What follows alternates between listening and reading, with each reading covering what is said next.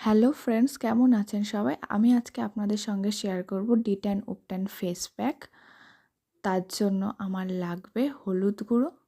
এটা হচ্ছে বাড়িতে তৈরি করা হলুদ গুঁড়া।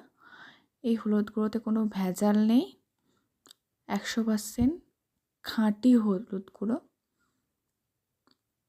তারপর লাগবে আমার হচ্ছে চালের গুঁড়ো। এটা হচ্ছে আতপ চাল গুঁড়ো, ঢেকুতে কোটা, গ্রাম অঞ্চলেই পাওয়া যায়। তারপর লাগবে মধু, টাটকা গাছ থেকে পাড়া মধু। তারপর হচ্ছে লাগবে গরুর দুধ, পাউডার মিল্কও ব্যবহার করতে পারেন। তারপর লাগবে নারকেল তেল, এখানে আমি শালিমার নারকেল তেল নিয়েছি।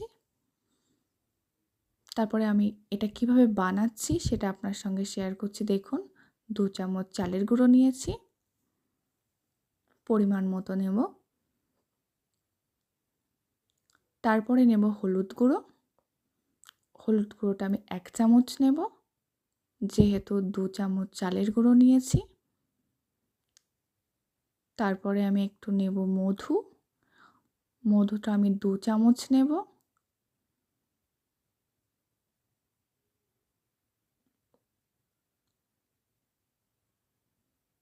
তারপরে নেব দুধ,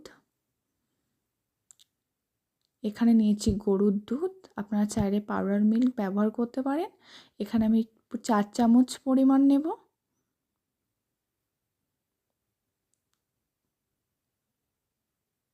তারপরে নেব আমি নারকেল তেল,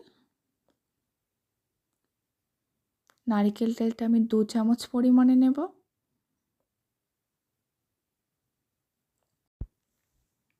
এই উপকরণগুলোকে ভালো করে মিক্স করতে হবে। চলুন মিক্স করতে করতে বলে দিই কিভাবে মাখতে হবে। যে কোনো ফেস ওয়াশ দিয়ে ভালো করে মুখটাকে ধুয়ে তারপরে মাখতে হবে। সপ্তাহে 3 দিন মাখতে পারেন। স্নানের আগে কিংবা রাতে শোয়ার আগে মেখে ধুয়ে ফেলতে হবে।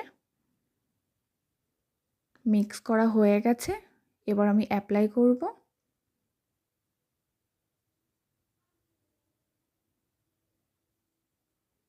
এটা একটা তুলির সাহায্যে অ্যাপ্লাই করছি বা ব্রাশ। অ্যাপ্লাইটা ভালোভাবে করা হয়ে গেলে আমি 30 মিনিট পর্যন্ত এটাকে রেখে দেব। আপনারা চাইলে এর থেকে বেশি সময়ও রাখতে পারেন কিংবা 10 মিনিটও রাখতে পারেন। তবে বলি, যত বেশি রেখে দেবেন, যত শুকিয়ে আসবে, তত এটা মুখের জন্য ভালো হবে। এটা রোদে পোড়া দাগ, মেছেতা দাগ দূর করে, বয়সের ছাপ দূর করে। এটা খুবই উপকারী একটা জিনিস, আপনি বাড়িতেই বানাতে পারেন। পার্লারে গিয়ে শুধু শুধু টাকা নষ্ট করার কোনো দরকার নেই। বাড়িতেই চেষ্টা করলে ফর্সা হওয়া যায়। ফর্সা না হলেও যে একটা মুখের গ্লো আসে, সেটা অসাধারণ। আপনারা ট্রাই করতে পারেন। আমার 30 মিনিট হয়ে গেছে, আমি এবার এটাকে ধুয়ে ফেলবো। একটু হাত দিয়ে আলতো হাতে একটু ম্যাসেজ করে করে একটু তোলার চেষ্টা করবেন,